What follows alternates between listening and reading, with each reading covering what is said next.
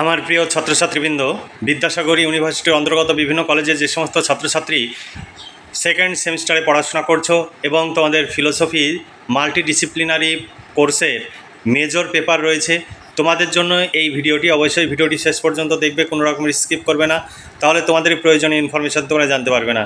দেখো, বিদ্যাসাগর ইউনিভার্সিটির second semester general বা মাল্টিডিসিপ্লিনারি মেজর সাবজেক্ট যাদের ফিলোসফি রয়েছে, তোমরা অবশ্যই ভিডিওটি শেষ পর্যন্ত দেখবে। দেখো, ফিলোসফি মেজর A1 বা B1 বা B2 তোমাদের কোর্স কোড এখানে দেওয়া রয়েছে।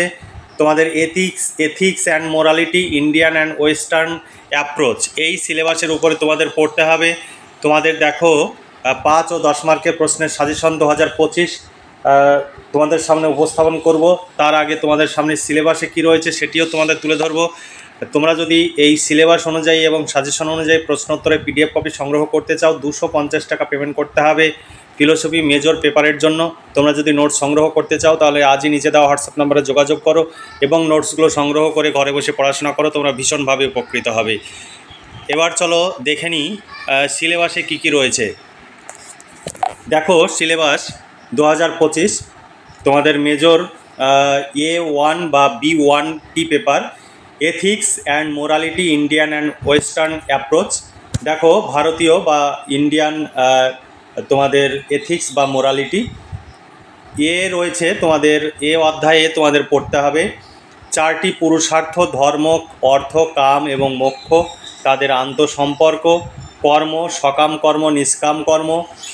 অধ্যায়ে তোমাদের রয়েছে ধর্ম, ঋণ, ঋত, ধারণা।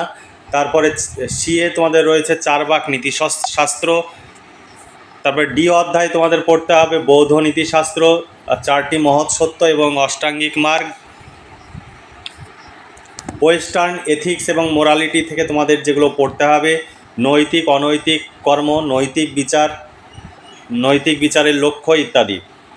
তারপরে তোমাদের অধ্যায়ে পড়তে হবে সংযত নীতি শাস্ত্র, উপযোগবাদ, বেন্থাম ও মিলের মতবাদ, অসংযত নীতিশাস্ত্র, কান্টের নৈতিক তত্ত্ব বা সদ্গুণ বা কৃচ্ছ্রতাবাদ।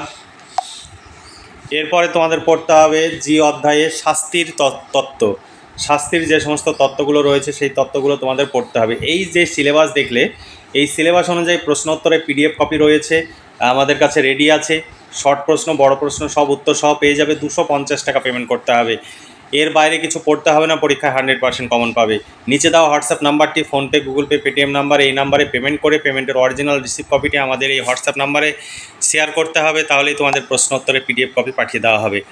দেখো, এবার 5 ও 10 মার্কের প্রশ্নের সাজেশন 2025 তোমাদের সামনে উপস্থাপন করব। প্রথমে ভারতীয় নীতিশাস্ত্র বা ভারতীয় দর্শন থেকে তোমাদের প্রশ্ন। দেখো, 1 নম্বর প্রশ্ন, বিভিন্ন প্রকার পুরুষার্থ ব্যাখ্যা করো। মোক্ষকে শ্রেষ্ঠ পুরুষার্থ বলা হয় কেন? 2 নম্বর, পুরুষার্থ কী অর্থ, কামকে কেন পুরুষার্থ বলে গণ্য করা হয়? অথবা পুরুষার্থ রূপে অর্থ কামের ধারণা ব্যাখ্যা করো। এরপরে দেখো, মোক্ষ কী, ভারতীয় বিভিন্ন দর্শনে মোক্ষের স্বরূপ কিভাবে বর্ণিত হয়েছে? ভারতীয় দর্শন অনুযায়ী মোক্ষের ধারণা ব্যক্ত করো। পরম পুরুষার্থ মোক্ষ লাভের বিভিন্ন পথ উল্লেখপূর্বক ব্যাখ্যা করো। কর্ম থেকে প্রশ্ন, কর্ম কাকে বলে? নিষ্কাম কর্মতত্ত্বটি সংক্ষেপে আলোচনা করো। গীতা অনুসারে কর্মতত্ত্ব আলোচনা করো।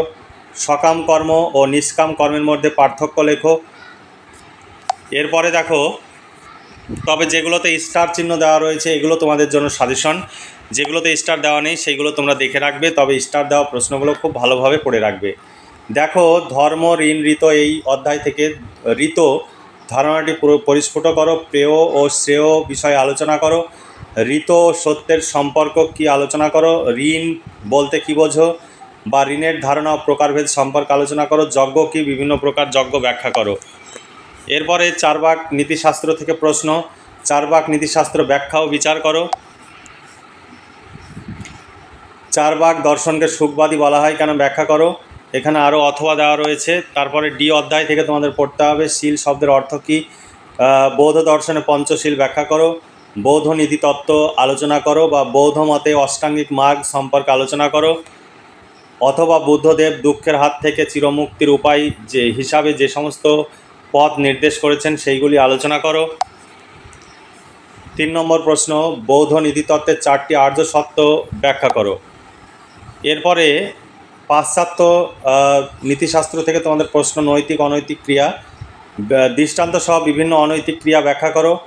নৈতিক অনৈতিক ক্রিয়ার পার্থক্য আলোচনা করো।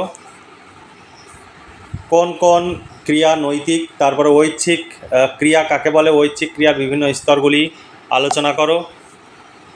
উদ্দেশ্য বা প্রেষণা বলতে কী বোঝো, উদ্দেশ্য অভিপ্রায়ের মধ্যে পার্থক্য লেখো। নৈতিক বিচার কাকে বলে, উদ্দেশ্য অভিপ্রায় না চরিত্র কোনটি, নৈতিক বিচারের বিষয়বস্তু যুক্তিসহ ব্যাখ্যা করো। তারপরে নৈতিক বিচার থেকে তোমাদের প্রশ্ন, নৈতিক বিচারের স্বরূপ বিশ্লেষণ করো। নৈতিক বিচারের প্রকৃতি বা বৈশিষ্ট্যগুলি আলোচনা করো। নৈতিক বিচারের পরিধি বা বিষয়বস্তু আলোচনা করো।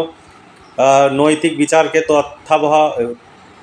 তথ্যাবধারণ বলা অপেক্ষা মূল্যাবধারণ বলা যুক্তিযুক্ত, উক্তিটি ব্যাখ্যা করো।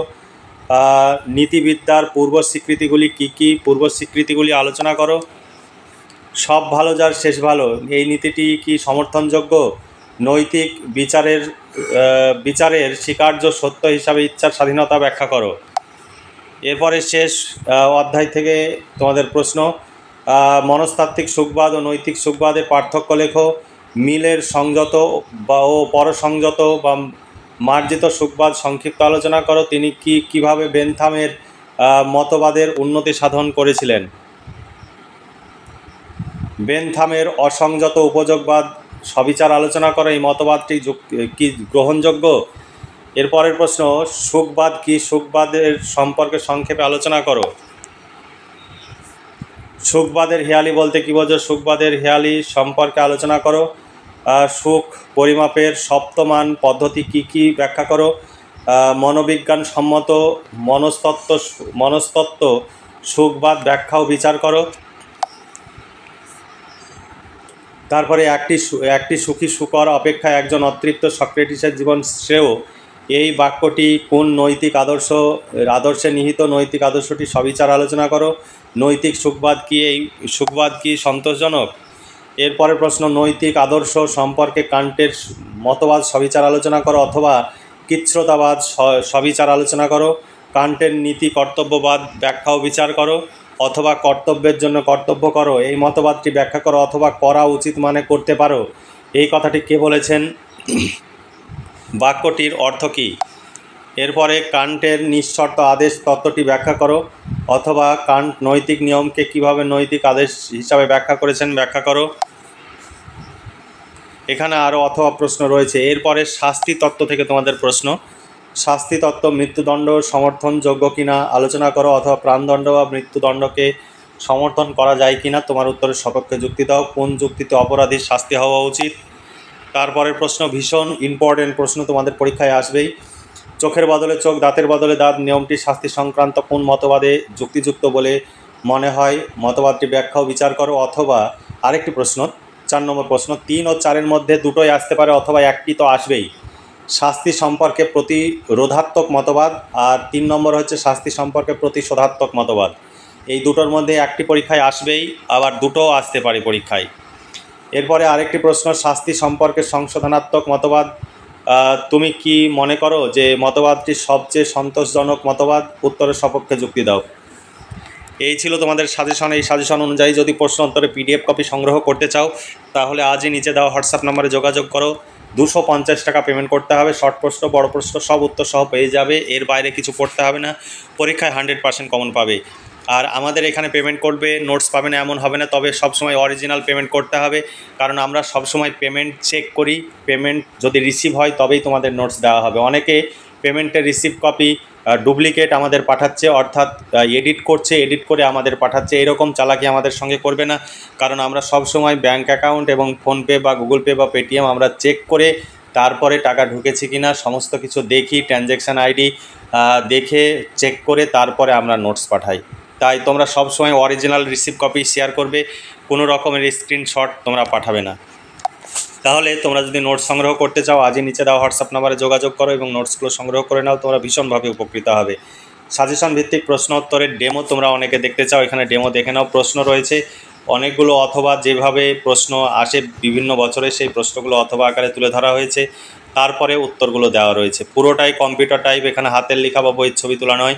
অভিজ্ঞ শিক্ষক মণ্ডলী দ্বারা এই নোটস তৈরি হয় এবং প্রচুর টাকা খরচ করে এই নোটস তৈরি হয়। কারণ এখানে যারা বছরের পর বছর কাজ করছে কেউ ফ্রিতে কাজ করবে না, তাদের নিয়মিতভাবে বেতন পে করে আমাদের এই নোটসগুলো নিতে হয়। তাই তোমরা যদি নোটস সংগ্রহ করো ভীষণভাবে উপকৃত হবে। তোমরা দেরি না করে আজই নিচে দেওয়া হোয়াটসঅ্যাপ নম্বরে যোগাযোগ করো এবং নোটসগুলো সংগ্রহ করে নাও, তোমরা ভীষণভাবে উপকৃত হবে। তাহলে আজকে এই পর্যন্তই। তোমরা ভালো থেকো, সুস্থ থেকো এবং খুব ভালোভাবে পড়াশোনা করে পরীক্ষার প্রস্তুতি নাও। এই শুভকামনা জানিয়ে আজকের ভিডিওটি এখানে সমাপ্তি ঘোষণা করছি।